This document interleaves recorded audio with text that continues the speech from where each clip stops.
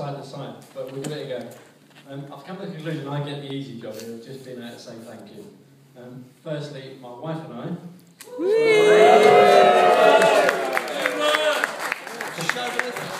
I'd like to thank everybody for coming and making our day so special.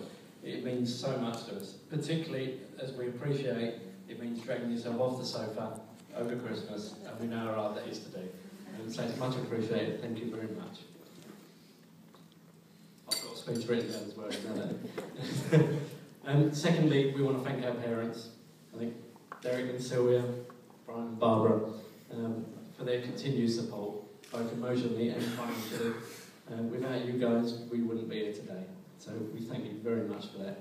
And as you know, I'm a bit of a shopaholic, so we've got you a little gift to say thank you, and I'm just going to go under the table to get it.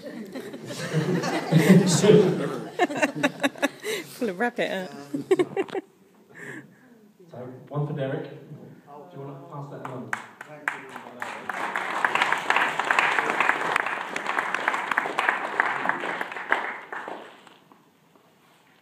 And one for Sylvie.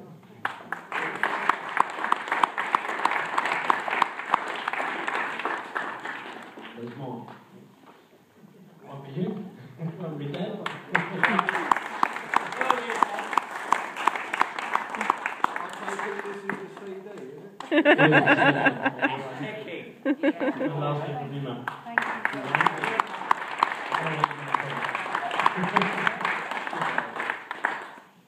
We'd also like to thank my best man and son, Brian.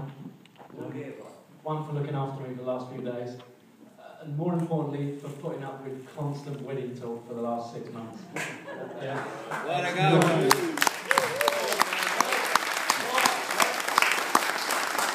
I'm told that's not a cool thing for a 15-year-old to go through.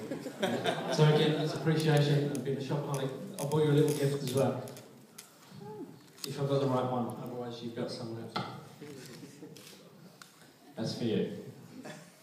That's not Sylvia. Turning my attention to Karen. What can I say? Oh, you're starting to cringe, you're right. You look more gorgeous today than I ever thought possible. You really do. Yeah? It's and you've made me the happiest man in the world.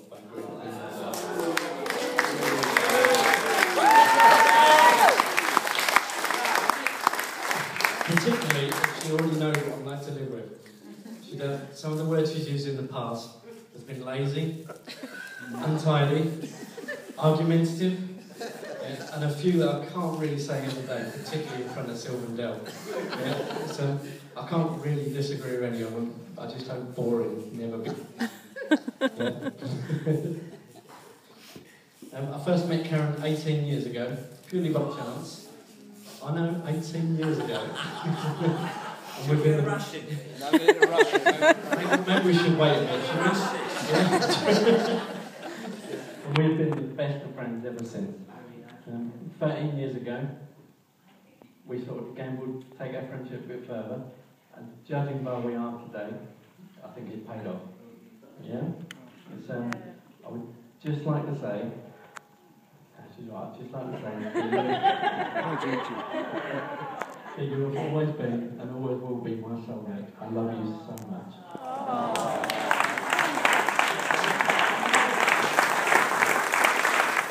I'm just going to ask you to raise your glasses to my beautiful bride. To Karen.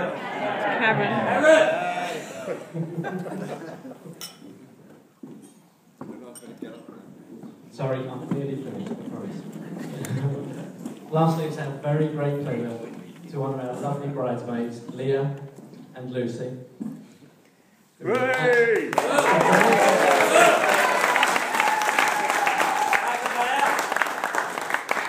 Who look absolutely stunning today. You really do. Thanks for all your help. To show our appreciation, yet again, we've got you a little gift. Yeah, and I'd like you to come up in turn and come and get it. So firstly, Leah, if you can come up.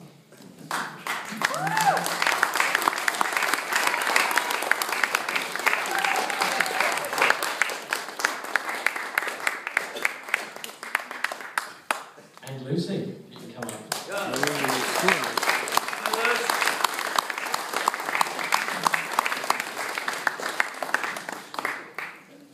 And I think it's fitting if we raise our glasses again to our beautiful bridesmaids.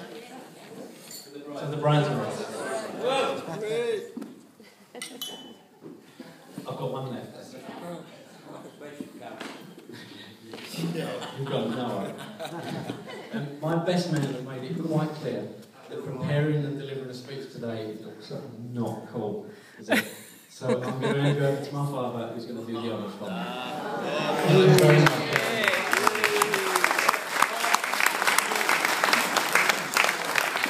It's all right. I'll have a word with him later. You got the past the bestest man speech here by the look of it, rather than the best man. And I'm for the right cheapskate, because I haven't written anything down, apart from a few notes in my cigar box. I've always got a cigar box. I suppose I've got to say things about him, which I will do in a minute. We'll wait for that one. But first of all, I just want to welcome Karen into the family. I first met Karen many years ago when he asked me to look at his friend's car. And she brought me round, I had a look at it, and I used to do things like that. And I thought, what a nice girl. I wish he had a girlfriend like that. And I got more than we wish today. More than we wish. I have always had total admiration and affection for Karen. I think she's wonderful. And I still think it's one of the best days of his life when he met her. Really. So I want to welcome her into the family. And I also want to say thank you to her, because last year when he was ill, the dedication and the way she looked after him, I couldn't thank her enough for that. So could you give her a round of applause? Thank you very much.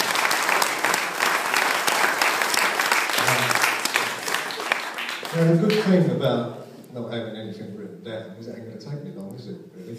I'm going to have another drink in a minute. But one of the problems we always have is there are just too many Brians. Really. Brian, and Brian. Because to all of us in the family, for the benefit of people that don't know this, we call him Chocker. And we always have. And the origins of that name, when he was first born, and he was only a couple of days old, and I first picked him up, he had a little blue romper suit on. You don't still wear it, do you? And I said to Barbara, he looks like Freddo the chocolate frog. You're there, aren't you? I don't need to go much further, do I? And I started to call him Chocolate. And of course, as time went on, it became Chocker and Chock. So when anyone says Brian, I tend to turn around. He don't. He turns around when you say Chock. When he was a boy, he was my constant companion, and he had memories I cherish. And it's difficult to say things about him because he was such a good boy. I'm sure it's just the fact he got away with it, but he was never any problem. We used to go everywhere. And providing I kept him fed with McDonald's and Burger Kings along the way, he was marvellous. We knew every Burger King from Lakeside to Tottenham Court Road and beyond, really. And any time I took him out in the car, good as gold. Providing I let him have the window open. So what you got to think of here, it's 15 degrees below zero outside. He's got the window open. Now all of us that drive cars know where the wind goes when you're driving a car, don't it? And I've still got a stiff neck for that one. And you know what it's like with children, you like this bit. He would never eat his dinner. Never. Could never get him to eat. So we found that when we let him eat his dinner in his bedroom, he cleared the plate. And we couldn't quite figure that out. I thought, well, never don't question it, he's eating. And then one day, we moved the bed. It looked like the backyard of Pizza Hut underneath the bed, because anything he didn't want, he threw under the bed. Fortunately, in those days, we didn't eat many curries. But then he started school, it was all right. And then he sort of got a feeling to be Roger the Dodger, really, if anyone remembers that. And I used to call him Foxy, because everything he could do to get a day off school, listen to this son, You listen to this.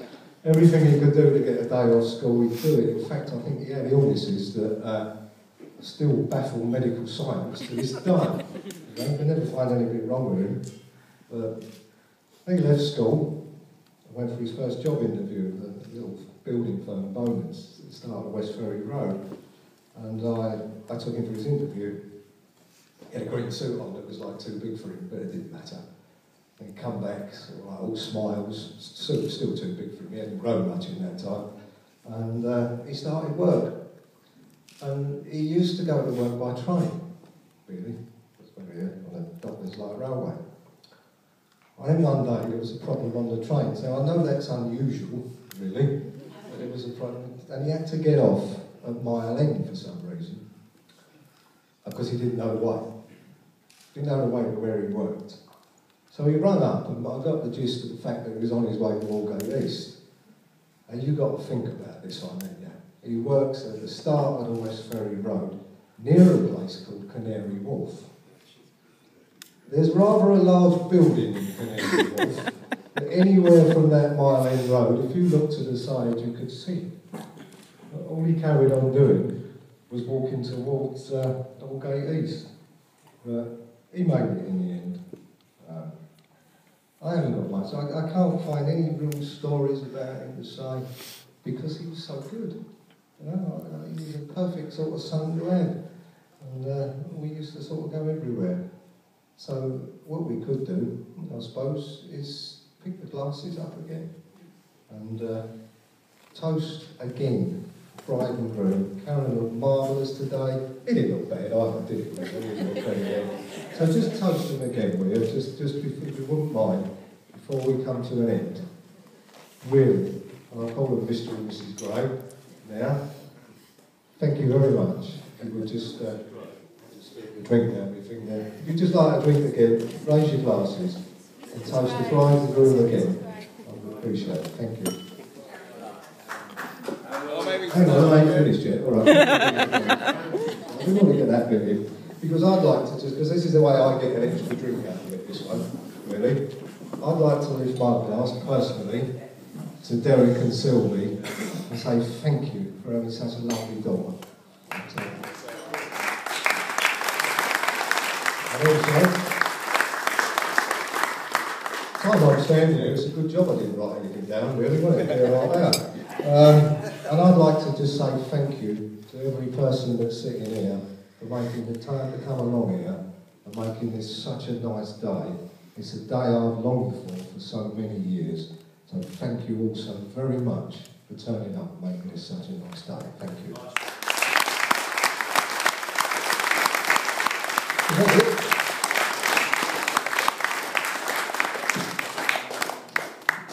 Get one of these and start doing the bingo calling, don't you?